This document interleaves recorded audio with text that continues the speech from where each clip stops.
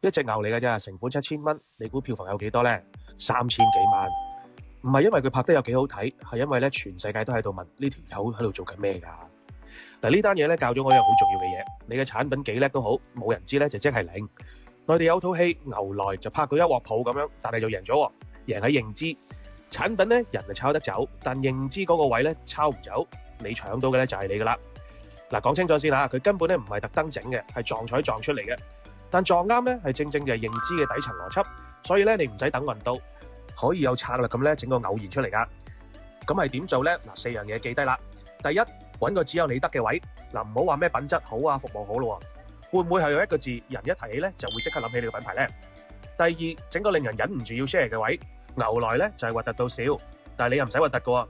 有一啲嘢令人想講俾人聽，最緊要咧就係有 feel。第三就係用古仔咧將佢變成一個賣點。牛來咧笑完就先發現，母子兩個咧捱咗5年咧用手啊搓出嚟，由恥笑咧就變咗尊重。你個品牌咧有冇呢啲古仔？記住，先俾人入口，再俾深度。第四，真 AI 咧整到好靚，但係唔值錢，有少少瑕疵嘅人味咧先係信任嘅來源。太完美無瑕，反而咧就有啲距離感。嗱，記住啦，有古仔咧就有人知。你嘅品牌一提彈出嚟嗰個字係咩咧？諗唔到？咁喺評論區留言俾我知道你係邊一行，我幫你拆啦。